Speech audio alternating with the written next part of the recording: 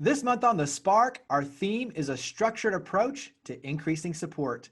We're taking a virtual approach to feature an organization saving lives by creating a wide-scale network of individuals equipped to guide people out of emotional darkness. A nonprofit helping women, girls, and families in West Tennessee build safer, more sufficient lives. And an effort to transform the state of Tennessee through service. We'll also share a special moment from our Spark Awards 2019. Lipscomb and Pitts Insurance is honored to serve the Memphis community for over 60 years. We've always focused on supporting our community and believe in promoting the positives, encouraging engagement, and leading by example. Lipscomb and Pitts Insurance is proud to be a presenting sponsor of The Spark. Additional funding for The Spark is provided by Christian Brothers University, Mueller Industries, YMCA of Memphis and the Mid-South, Meriton, United Way of the Mid-South, MyTown Movers, MyTown Roofing, MyTown Miracles, Stuart Lloyd Cohen, Chief Motivation Officer, and by Serves. Ever been excited by a new idea? Inspired by watching someone lead by example? When we talk about creating change, we start by sharing the stories of everyday heroes making a difference in their own way so we can learn and do the same. This truth is the power behind this show, which is focused on business and community leaders who are leading by example to give back, fuel change, and create new opportunities for the Mid-South. I'm Jeremy Park, and this is The Spark. They're an organization saving lives by creating a widespread network of individuals equipped to help people get out of emotional darkness. We're here with Grace McLaren. She is the founder of First Responder Coaching. And Grace, let's start. This is a personal journey for you, over 40 years of doing this, but you have a very personal storyline. So share a little bit of that personal storyline. I was really one, Jeremy, that didn't believe that suicide or depression was in my family. I thought that's not in my lane. My kids were graduating from college. They were doing well, socially, doing great. Drugs were not a part of their lives. So I had all the check marks to say everything was great. And so when people have asked me, when did I first know my son was suicidal? I will say on the day that I was called and informed that he had taken his life. And it was such a shock as it is, as I have now seen and learned from so many others. Here in Memphis, we lose 3 people a day to suicide in Tennessee, 132 a day in our country. Over 70% of our teenage kids are struggling with high degrees of anxiety. We go, whoa, why didn't I know that number? Why didn't I know that teenagers from the upper ages, 16 to 18, that the numbers for suicide have gone up 76%. Why didn't I know that? For 10 to 13, it's more than tripled. For overall, for all ages, it's gone up over 56%, peak age being 43 to 65. I didn't know these numbers. So because I began to look and study these numbers, I went, the world needs to know these numbers so that we can accept the reality of what is happening. And so number one, the first stage in this is know the enemy. And just like we know COVID-19, we know how many people have died. We know how many people infected. We know that Florida rates are going up. We know what states are going up, what states are going down. The numbers drive awareness. And so why not use the same model to create awareness for those of us who might be fragile as well as suicidal? And let's dive in on that word fragile, because I think fragile is something that, one, I want you to define, and then 2 is talk about what that means in terms of awareness, self-awareness for being fragile. Correct. Fragile is a term that actually, when a package arrived and it was labeled fragile, handle with care, I went, wow, I know to respond to that package differently because of the label. And I thought so many people don't like the word depressed or anxious or whatnot. So I went, let's go with the word fragile that identifies I'm not 100% myself. I'm a little behind the 8 ball here and I'm struggling. What can I do? What is my system that I have in place to handle with care? And so the goal for all of us is to have a system in place, just like we get in our cars and we put on our seatbelts. Why? To protect ourselves. We also know that with fire, everyone knows the motto, you stop, drop, roll. That's real simple. Why do we know that? Well, because we want to be prepared in case we are ever caught on fire, but the likelihood seems to be pretty small. But the likelihood for being fragile, when you think about 70%, when you think about coronavirus, when you think about all of the chaotic tensions that are going on in our world, it's only going up. And so, why not have a personal mental health care plan in place so that when you are fragile, not if, but when, you know what to do, you know who to call, you know your self care plan in advance? So talk about your work with companies, and then we'll talk about the personal. We know that companies are paying significant dollars for employees who are anxious, who are depressed, who carry that. They pay for it through absenteeism, through tardiness, and through lower productivity. And back in the day, the only thing that we as supervisors would do would be to address the performance issue and ignore what caused it. Well, now we want to equip our managers with the tools to say, something doesn't seem right. You're not performing as you were. So it's giving managers and supervisors the tools to recognize when their employees are indeed fragile, but then having that conversation with them of, I want you to take the afternoon off and I want you to get into your self-care plan that they already know about because it's practiced. You see, every company has a plan for fire exits. They have a plan for active shooters. They have a plan for heart attacks. They have a plan for choking. They don't have a plan in place for when an employee is fragile. And so that's what this is about, is educating companies and their employees on how do we take care of you during these fragile times. So you have very specific items that people need to create these plans with. Dive in a little bit deeper on that side. Right. I've been amazed with how many people don't have any clue of what they can do that nurtures themselves, whether it is to go outside. I've got bird feeders. I like to go outside and watch the birds, or listen to beautiful music by Andre Pacelli, or learn to play the piano, or do artwork, or go sit outside, enjoy nature, or go fishing, or exercise, or read your Bible and have devotion time. Is that those are plans that you should have in place for every day to refill your tank. Who are your 5 people that you call on? Again, knowing who are those 5 people and being sure that they know about that in advance. When you look at creating this plan and ultimately what it can do for your own self-worth and self-importance, you've got a bunch of resources online. You have everything from questionnaires that people can use to talk to those who are suicidal. So give us that next stage of resources, where to go to start creating our own personal plans. Go to firstrespondercoaching.com, the resource page. You will see the numbers. You will see the self-care plan in place there. You will see the plan on how to suicide-proof your home so that it's not so easy in an impromptu moment.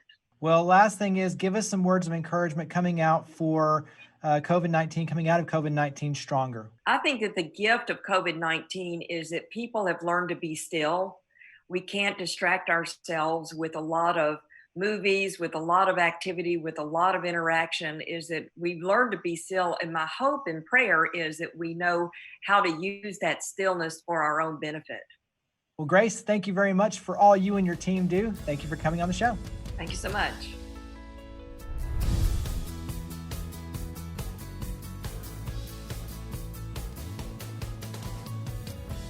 For more than 100 years, this organization has been helping women, girls, and families in West Tennessee build safer, more sufficient lives. We're here with the Executive Director of YWCA Greater Memphis, Marquita Odom, and let's start more than 100 years. So give us a little bit of a history lesson for YWCA Greater Memphis. As you've already said, we have been around for actually 101 years as of a couple of weeks ago. And during this time, we started off fighting basically for women's rights.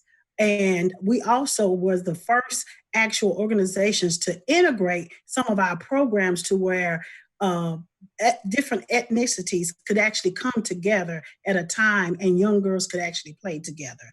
So we started our history basically really focusing on women's rights and empowering women and girls. And through the years, we added additional pieces, which includes racial justice, which also included sheltering for those who are fleeing domestic violence. And then eventually we also had our training center, which our training center actually started before our domestic violence shelter was ever thought about even being in existence. Let's start with the domestic violence. This is something that obviously, as you mentioned, is very core, but it's also too, when you talk about COVID-19 and the effects, we're seeing a spike in domestic violence. And so the work that you're doing is extremely important. Talk about your 24-hour hotline and the shelter services and the things that you do around domestic violence. The 24-hour hotline has seen a great increase, over probably 75% calls more than previously pre-COVID-19. And with that, we kind of understand that being safe at home did cause a lot of an increase in domestic violence situations. So our hotline has been very busy, but in the very beginning, we did not see as many women or men and children who were actually needing shelter, where they actually needed shelter, but because of their situations that they were not able to leave from their abusers, we would get calls. And during those calls, we would have help them to stay safe in place. So our outreach end of our domestic violence shelter really picked up. It has picked up about 65 to 70% compared to pre-COVID-19. Wow. One of the things that you do, and you mentioned it, is training. You do a lot of training, and that's Domestic Violence 101, it's sexual harassment training. Talk about the training, especially as it relates to getting the word out and creating a more safe environment for all of us, both in the corporate sector and obviously at home. The training is very important. And for us, we are outreach coordinators, and then I myself also do domestic violence training, outreach 101. People think that, why he or she, they can just leave, they can just walk away, but it's not that simple. And secondly, we want to make sure that if a bystander wants to get involved, that we help them to get involved safely so that everyone can end up being safe. Because many times we all want to help, but we don't know exactly how to help. And if we're always just telling that person, you need to leave, and rush them to leave when they're not ready, a couple of things will probably happen. They will end up isolating from whoever that loved one is that loves them so much. And then secondly, it could also end up in a fatality for even the person who's trying to assist in helping, or for the victim itself. So educating on those things, as well as the signs of domestic violence. We often go in some of the workplaces, colleges, we try to find unique places to actually go to, just to educate people on domestic violence, the signs of domestic violence, and what happens if domestic violence come to your workplace. How do you handle that, and how do you keep everyone safe? So outreach is very important for domestic violence. And I just want people to know, don't be ashamed. If you're in a domestic violence situation, we are here to help. We're open 24 hours, 365 days a year. That hotline may be the best call someone can make. Absolutely. It could be a lifesaver.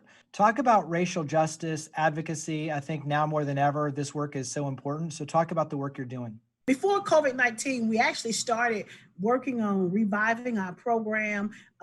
We had a program that was called Common Grounds before I actually came to the YWCA. So we're retooling that, and we're hoping that we're being more inclusive, adding a couple of topics that was not in that topic. So we're working on the pledge that we should be putting out on our social media, asking people to start first by reading the pledge and take this pledge to get involved. That's the first step of getting involved. And from there, we hope to be able to do some virtual trainings to anyone that is interested in, because that racial justice is our roots and the foundation of what not just our local affiliated branch of the YWCA is built on, but also the YWCA USA is built upon that. So stay tuned for it in the near future. We'll be hosting various events and things. It will be simple events and things that that relates to racial justice and just to bring our community together.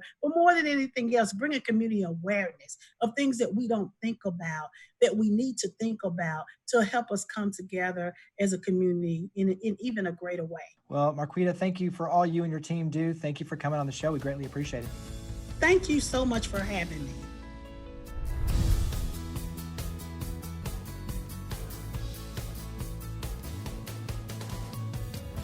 The Spark Awards annually recognize and celebrate individuals and organizations that have made outstanding contributions to the community.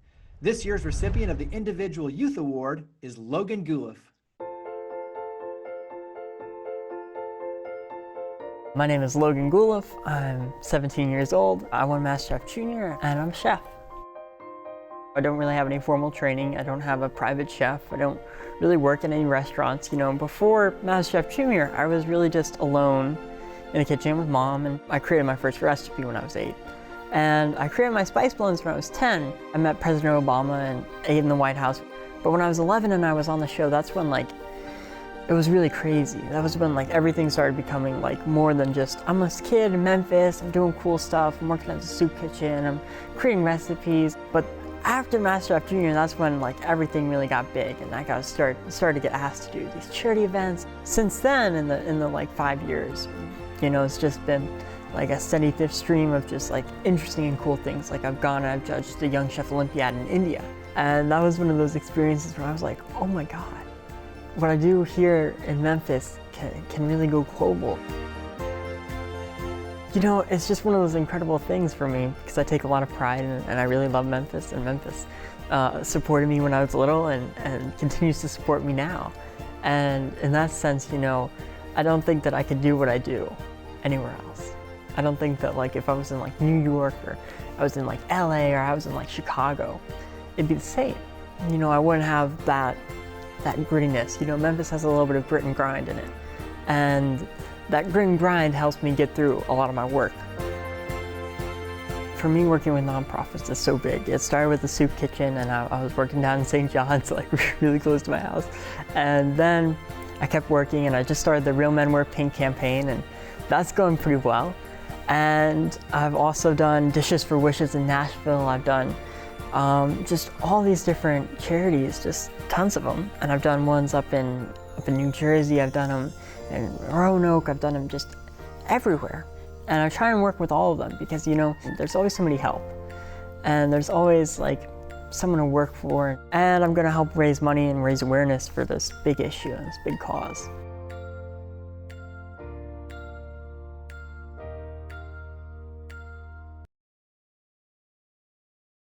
It's an effort to transform the state of Tennessee through service. We're here with the Tennessee First Lady, Maria Lee, to talk about Tennessee Serves. And let's start. It's a 1-year anniversary, but give us a little bit of history lesson for the mission and the purpose of Tennessee Serves. Hey, Jeremy, thank you for having me.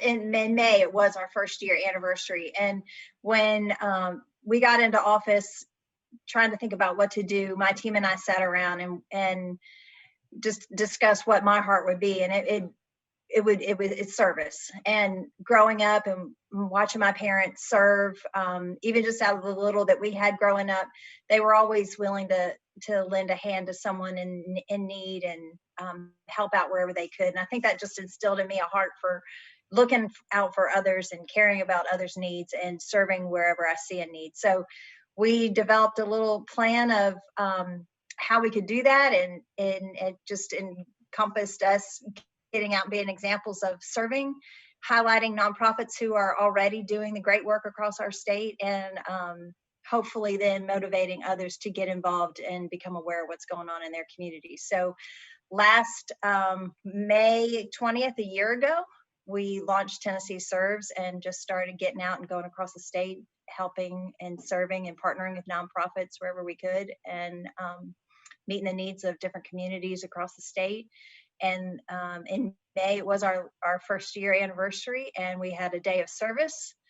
And that was just something really exciting for us to do. And it's hard to believe it's been a year. Well, and I look at this, there's a lot of layers to it because, as you mentioned, you yourself are out there serving. I follow you on social media, and almost every day you're out there putting out good energy and you physically are serving. It's an invitation for all of us to serve. And then it's a wealth of information and resources to put out where to serve, how to get involved. And so you're making it very easy. But that's the idea, is say, let's raise our hand together, and together we can make a difference. Yeah, I think that, I think a lot of people have it in their heart to serve and want to do something to help others. And just sometimes it's hard to know where to begin and what to do. And so that is part of our goal, is to put out there places that people can get out and serve, nonprofits that are doing stuff in communities, whether it's East, Middle, or West. We've got those listed on our website, and people can check them out and see what's near them that they could get involved in.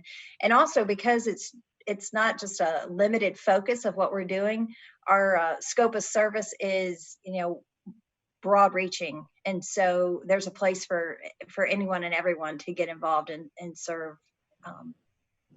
Talk about on your end, just in terms of how volunteerism has shifted, because you've seen, obviously, with COVID-19, the effects where volunteerism has shifted a little bit, but now things are getting back to where you're able to go out and physically serve wearing a mask with some social distancing. But talk about some of the changes when it comes to volunteerism.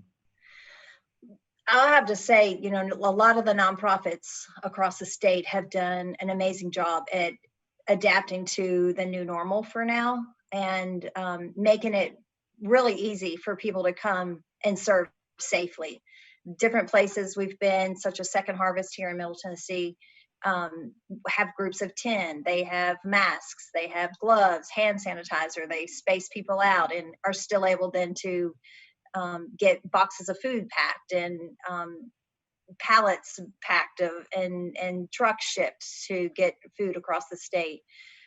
There have just been different ways also where people who either can't get out or don't want to get out, they can do things from their home. And just the whole adaptation of these nonprofits to still function in the midst of a pandemic has been encouraging and inspiring. And some of them had to shut down and weren't able to, and now are reopening and calling on volunteers to come out and to help safely if you're healthy and able to get out and do that.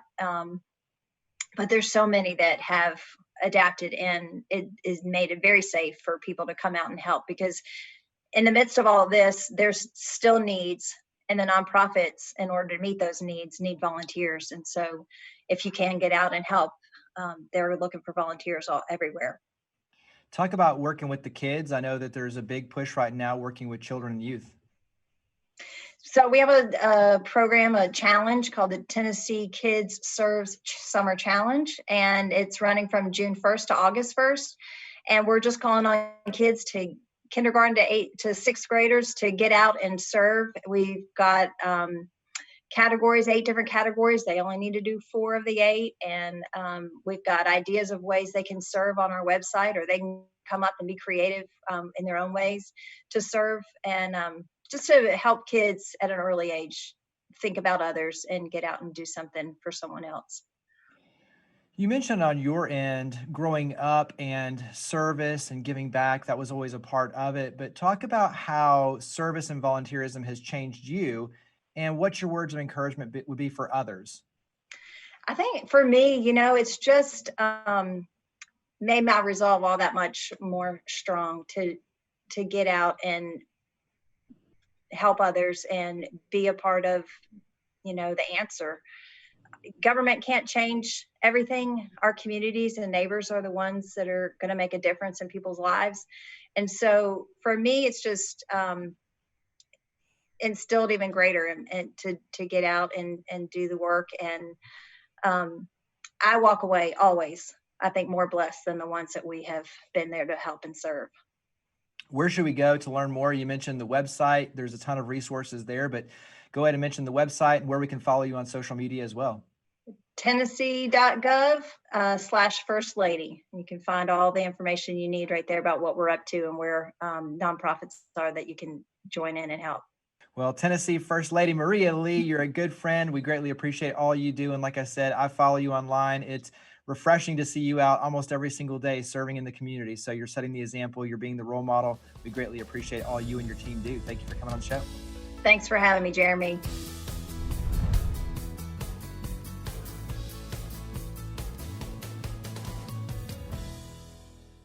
As we saw in this month's episode, COVID-19 has brought forth countless new challenges for our community. These continue to be dark times for so many, and that's why it's important that we shine a light on topics like suicide and domestic violence, along with the individuals and organizations like First Responder Coaching and YWCA Greater Memphis that are serving as resources to help. We need to be better equipped professionally and personally so we know the signs and what to look for, how to prompt the conversations, and how to properly respond so that we can take care of our loved ones, our friends, and coworkers who might be thinking about suicide or dealing with domestic violence.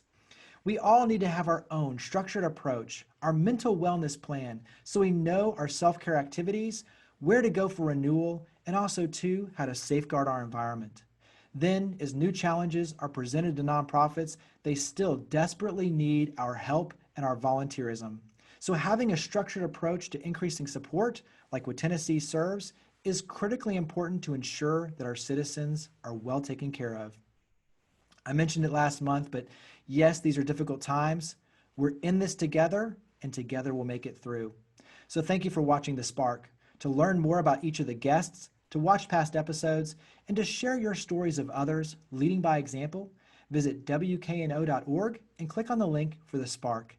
We look forward to seeing you next month, and we hope that you'll continue joining with us to create a spark for the Mid-South. Stay safe. Lipscomb & Pitts Insurance is honored to serve the Memphis community for over 60 years. We've always focused on supporting our community and believe in promoting the positives, encouraging engagement, and leading by example. Lipscomb & Pitts Insurance is proud to be a presenting sponsor of The Spark.